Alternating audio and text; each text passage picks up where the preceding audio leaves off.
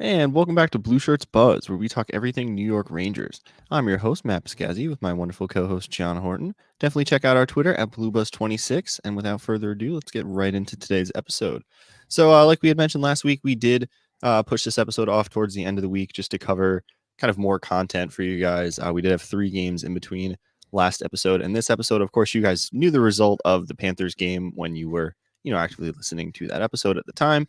But nonetheless, we have plenty of stuff to cover for you guys here. We are going to go over those 3 games, as well as the big talking point in the past few days is Mika and this kind of cry for more playing time. And it's like, well, you kind of have to earn that playing time. So, yeah, plenty of stuff to get to you guys. And before we get into all of those things, how are you doing, good sir? I'm doing pretty well. I did watch the Yankees blow it last night, but Yeah. you can't go down 3-0 against the Dodgers in the World Series. It was kind of over at that. Once they lost game 2, I was kind of like, I don't know. Like, There was an energy though. Like it felt like they could do it. Like it was just the attitude of like, just one step at a time, like one at bat at a time, one game at a time, whatever. right. I But didn't expect us to lose that way. I mean, I don't know how you go from 5-0 up to 500 runs and losing the game playing 7-6 is just stupid. absolutely ridiculous. It's Yeah. just And Judge decided to turn it on too late. So, but yeah. speaking of that, lastly, I'm doing good. Rangers are still looking pretty good in terms of the standings in division. We are second with 13 points, but as of our last recording, they have dropped 2 of the 3 games against the Panthers and the Washington Capitals. Anaheim was a good game. Not much to cover on that.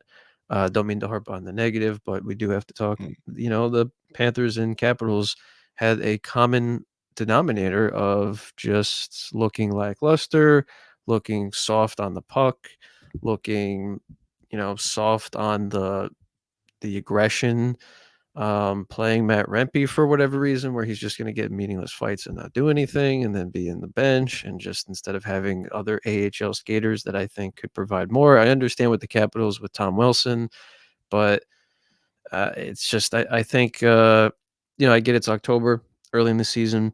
There's going to be a lot of shifting. There's going to be a lot of rearranging, especially on the D pair, which we're going to get into, which is a big problem. One positive to highlight to start off, though, would be Alexi Lafreniere signing for 7 years, 7 million and change. So that was good to see him agree. So now we can figure out whatever Igor wants or is going to get, will get, mm. whatever it may be. So that was good to see, and hope he keeps it up. But yeah, so I think maybe we'll start with Mika because it's been an issue. He looks bad. He's got some points here and there. He's got a goal here and there, but he just looks bad. He looks unmotivated. He looks slow. He looks soft on the puck. As I don't mean to repeat myself, but that's just kind of how he looks. And recently, in media availability with reporters, he complained about getting less ice time. So instead of his average 20 to 21 minutes, he was getting 18 minutes. Now that might not sound like a lot, but in hockey, that's a decent a Mm. size of minutes. But the thing I didn't like with how Mika went about it was especially in hockey with how tight-lipped everyone is. Once you cry to the media a little bit like that, it kind of signals a red flag. That somebody's Mhm. like really upset. Somebody's really looking for um, you know, a message to be put out there. And also in his explanation why he's upset with the cut ice time is he's like, "Oh, I need those extra 3 to 4 minutes, to really get a rhythm going." You shouldn't need 21 minutes to start playing good hockey. I mean, that's just Yeah. ridiculous. Like, what are you talking about? Like the rhythm? Like, I understand the way the shifts work and the way you're getting on the puck and this and that, Mm. but our third line's been playing well.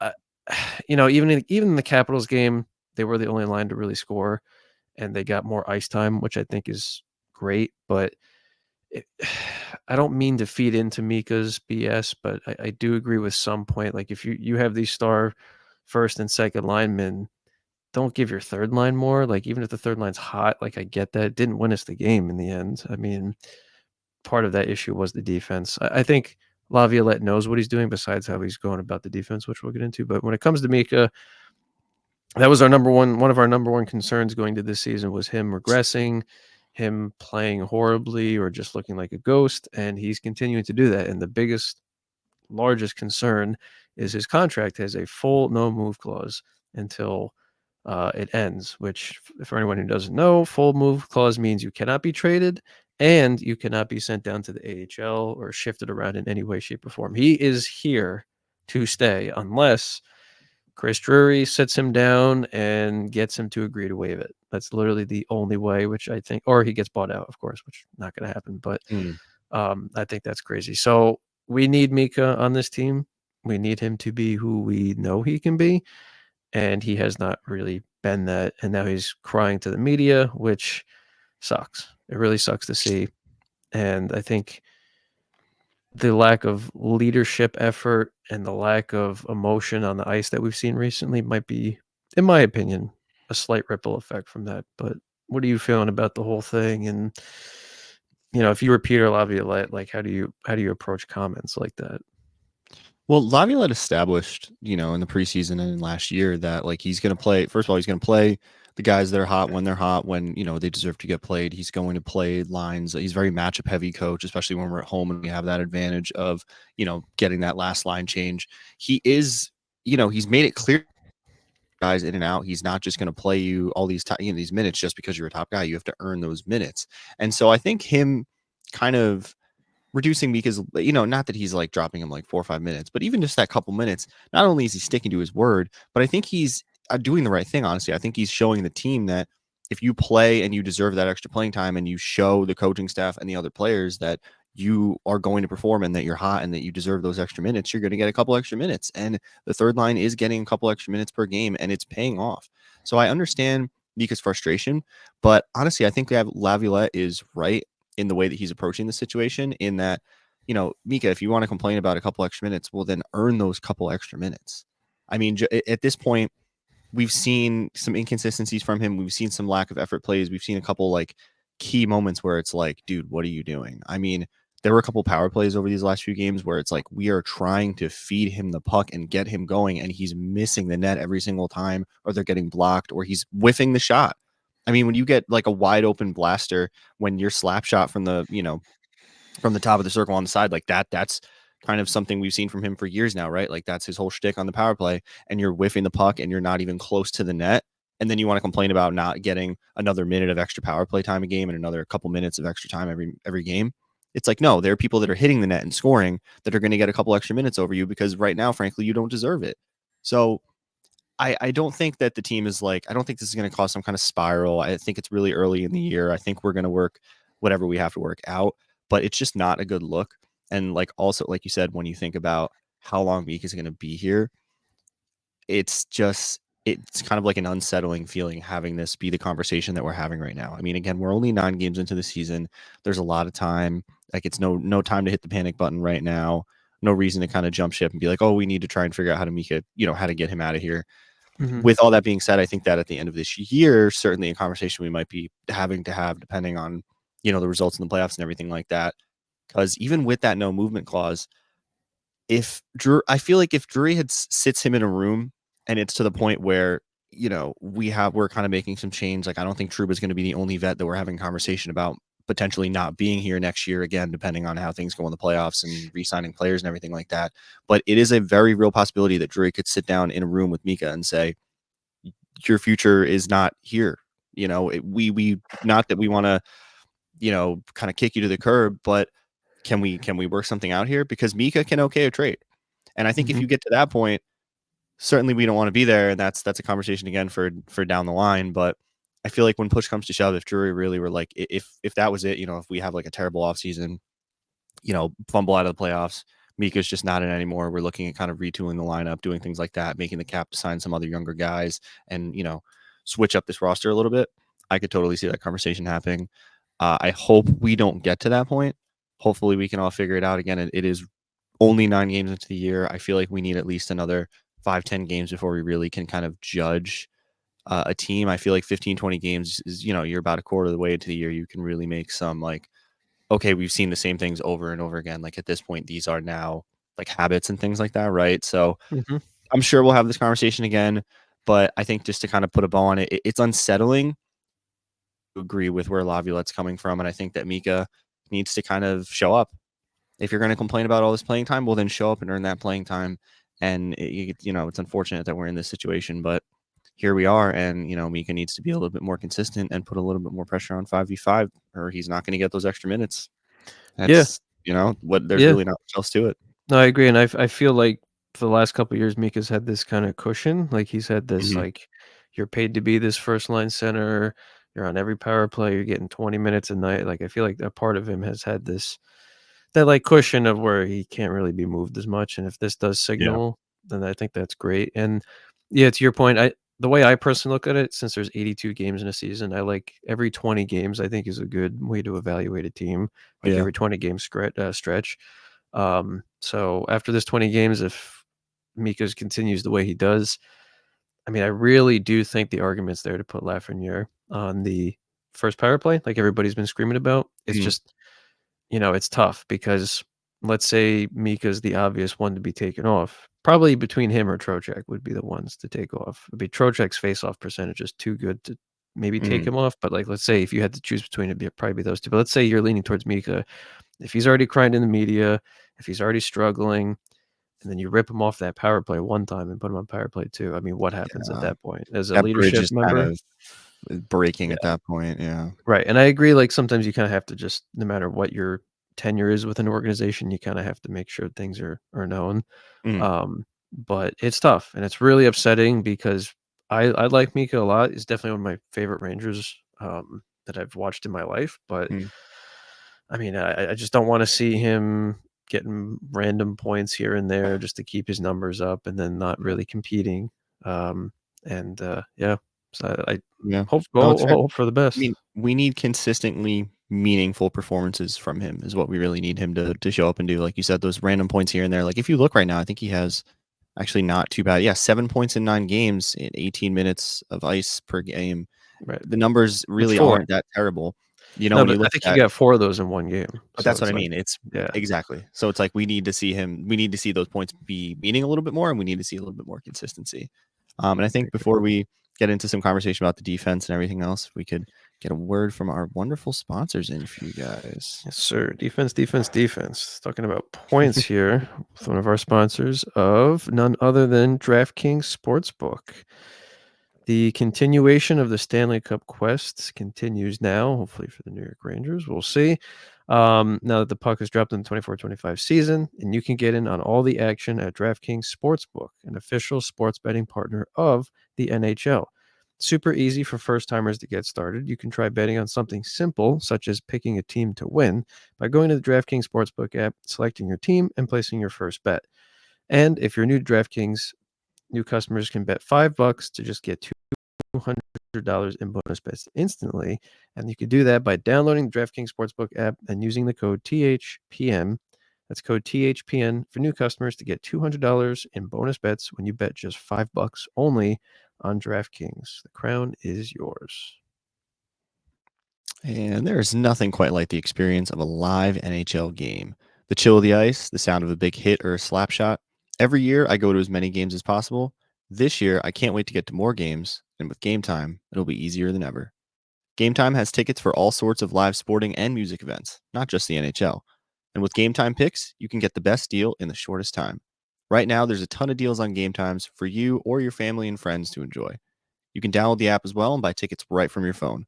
Game Time has great features like panoramic seat views to make sure you love the seats before you buy them, the Game Time lowest price guarantee, or their ticket coverage that provides the most flexible customer service policy in the industry. Take the guesswork out of buying tickets with Game Time Picks.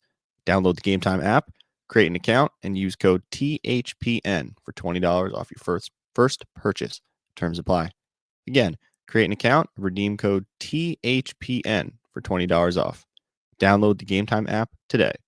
What time is it? It's game time, baby. And thank you to Game Time and DraftKings, our wonderful sponsors, as always. Yeah, like I was kind of leading us into here, I think we'll get into a little bit more of a conversation about the defense. So Yeah, tell me I about think it. let's say I'll intro here and we'll start because I know you certainly have some interesting thoughts about the pairings in particular. I think it's something that Laviolette has done since we've had him here is not be afraid to rotate guys, put guys in and out, especially the beginning of the year here with Lindgren being out, with Jones not necessarily being a mainstay as that sixth guy. He's kind of that sixth, seventh D right now. And so we've seen a little bit of rotation. And at times our defense has certainly looked better than others. I also do think there's a little bit of that early season defensive woes kind of going on. It usually does take teams a little bit longer to develop, the defensive structure as opposed to the offense. A lot of times it's a lot easier to kind of get into a rhythm of scoring goals and getting good on the power play and everything like that. It takes a little bit longer to pick up that defensive structure because, teams are typically excited to get out on the ice. They want to start scoring goals, right? So Mhm. it typically does take a little bit longer. So I think that's some of what's going on. But with that lingering injury, with the rotations, we've seen a slew of different defensive pairs. And I think the one conversation or the one pair that we're having a conversation about right now is that Fox Miller pair that was tried out in the Caps game in particular just looked rough, very, very rough. I just something I had said to you before we started recording is like our recovery speed really doesn't look the same as we're kind of used to seeing, especially from Key. I feel like he's been pushing the play in the offensive zone a lot, but he isn't getting back at that speed we're used to seeing him. I mean, he's so long and lanky and he has, crazy reach. We're used to seeing him get back and make some of those crazy plays to break up a 2-on-1, 3-on-2, whatever. I don't think we're seeing as many of those plays, but yet we're still giving up those opportunities to the other side. And I think that's a big part of why we're seeing some of these defensive Mhm. woes. I feel like we're giving up a lot of odd man rushes and things like that. Curious your thoughts on not only the Foxy and Miller pair, but the defensive pairs as a whole and kind of, why we're seeing this and what the answer is moving forward. I mean, again, it's just if I could just turn back time and, like, be on the ice and not have Lindgren through that stupid preseason fight and get his jaw shattered. I mean, my Yeah. god. Again, glad he stood up for Hito, but, like, if this Mhm. is the outcome, it sucks. And it's very obvious that Lindgren is, like, falling apart from that injury. I mean, he said he needed surgery on his jaw. Mm. It hasn't happened, so I don't know what's going on. I mean, if he does get the surgery, he'll probably be out for months. I mean, it's just a nightmare, and that's why I think he hasn't been on the first pair. I think we've always talked about in the past, Fox excels well when he has a defensive partner that isn't exactly like him or close to him. Mm. Like Kendra Miller likes to be an offensive defenseman like Fox. I don't think you can have two of those on the same line. It's too much pinching too early, being out of position, relying on your reach and speed too much. Mhm. And just effort-wise, like, the Capitals game specifically, the Panthers game was frustrating because that's a team we need to figure out how to beat eventually going down the stretch. And here I was thinking with half their contracts blowing up that the team wouldn't be the same. And of course, Yeah. everybody agreed to team-friendly deals and everybody that believed in the vision sucks.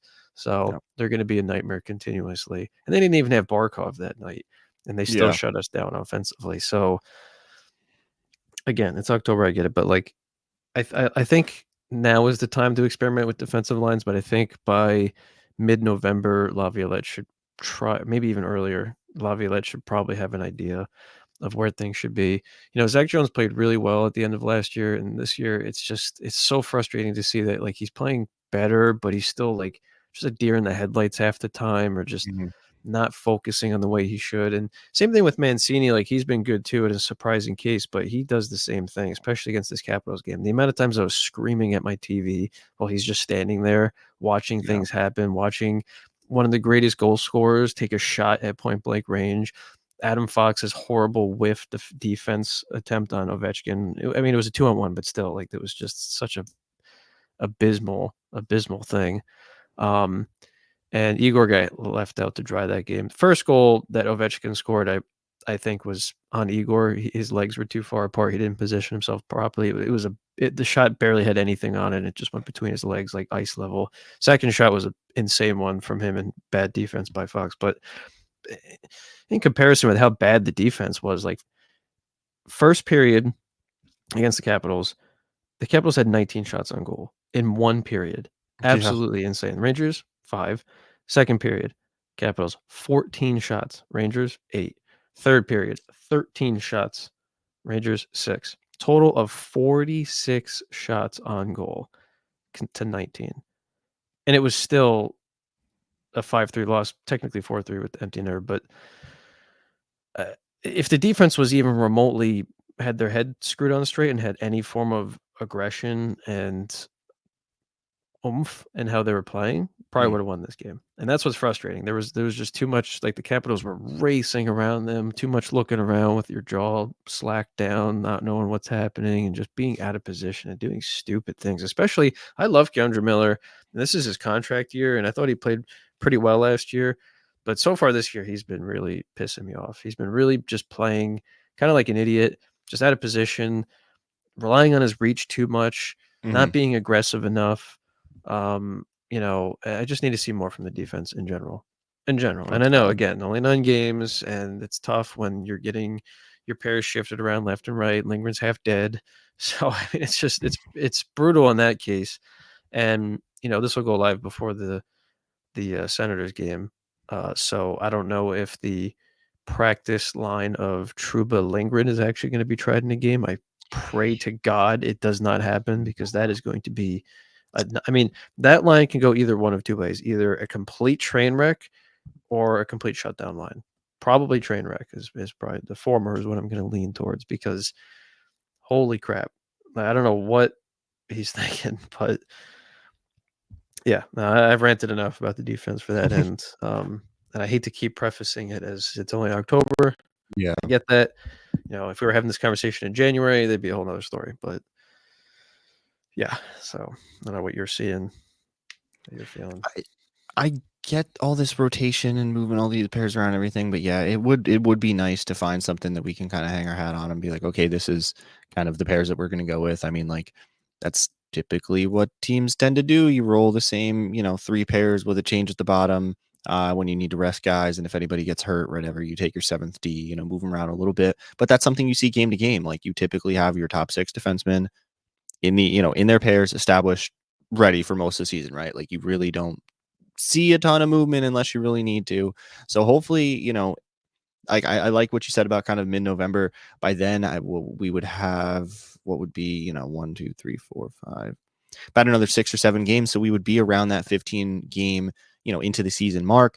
A little easier to make some kind of judgments about where the team is at and the kind of what we're seeing and everything like that. Again, closer to that 20 game mark where I think you can really start judging teams for who they are and how they're going to play and what to expect in that year in particular. But yeah, it's not like boding a lot of confidence for us or our defense right now that this is a conversation we're having.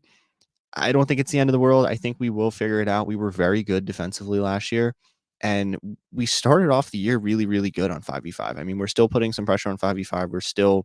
We still look, way, way, way better at 5v5 than we did at last year. So I don't want to like cry about our 5v5 play right now. But that defensive aspect at 5v5 is something that we certainly need to shore up. I think if Lindgren can kind of get his legs under him and look a little bit more lively, that would certainly help. I hope we don't see Lindgren Trouba pair, but if that ends up Please, being some kind God. of hey, maybe it ends up being a Please. shutdown pair and we look silly. Yeah, Who that'd be knows? I great. mean, I would love I to would look appre silly. yeah, honestly, make me look silly, please. If we play great and that's the answer on defense, okay, cool. I mean, I would like to see something that gives me a little bit more confidence in our defense, but yet to see that so far. So hopefully in these next few games we can kind of batten down the hatches. I mean, we have the Senators coming up because yeah, like you said, this will go live before the Senators game, and then over the weekend we have the Islanders, which would be a huge win for us. Sunday afternoon game, early season against the Islanders. I mean, come on, at home as well. So we really need to start batting down the hatches and see some more from our defense here. And if we do, then I think we can kind of be a little bit more positive, right? Because we started off the year on a really good note so far. There's obviously been a couple ups and downs, but we're still in a good position. We have a lot to look forward to. So let's keep the train rolling. Let's keep just trying to do things better and better every day, and I think we'll be okay. And I guess I'll just kind of roll that into my final thoughts, unless you had anything else before we start closing out.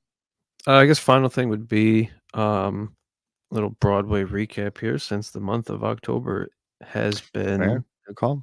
completed. I know it was mixed with preseason too, Mm. but I figured at the end of every month, go through, see quickly how we thought the month goes, even though we just ranted about it. But so at 9 games, the Rangers have 13 points. They're above 500 at .722. 6 wins, 2 losses, and 1 overtime loss. So if you want to look at it normally, you could say 6-3, still good. Mm. Um, I guess I'll give my overall before yours. Mm. Overall, it's been a good month for the New York Rangers. like to come on here and complain, of course, when there needs to be analytical when we need to be. But it has been a good month overall. There have been great showings from a lot of the younger players, which is always a good sign. The 5-on-5 play has been much better. Igor still looks pretty good, besides a few stinkers here and there. That's just going to happen. Don't think that's 11 million plus worth it, but we'll see what he gets. I like to always throw that in there. But yeah, overall, the team has been competitive. They've been fiery. There's been 2 games of the 9 that looked abysmal in the Capitals and the Panthers in terms of effort, in terms of giving up, and that's on the leadership. That is on the leadership in the locker room and on the ice, and I really hope they snap out of that because you're not gonna win a cup unless you do. But yeah, overall, I would give them, I guess if we did a letter grade for the month, I would give them, like an A minus is what I'm thinking. Because you got to be positive in the positives and the big, and then Mhm. we beat up teams we should have beat up, um, and the only real playoff contending team we lost to was the Panthers. Um, who knows? Maybe the Capitals. I doubt it. I feel like they're going to be a team, like I've said before. They'll be fiery for the first couple months, and then they'll just plummet with injuries and not a lot of depth, and just chasing the Ovechkin Gretzky record. I hope so. I mean, they made the playoffs last year somehow. So we will see with that. But that's what I'm thinking for this Broadway recap for the Rangers of the month of October. Finished. Crazy how fast it went. Yeah. Going with an A minus. Fair enough. And actually, I'm really not too far off. I kind of like have to agree with a lot of what you said. I think to kind of summarize it in a few words, the good outweighs the bad. I certainly we like it sounds kind of funny to come on here and be like really positive about the month of October as we did just spend a whole episode kind of complaining about things and stuff like that. But again, there's always going to be kind of ups and downs.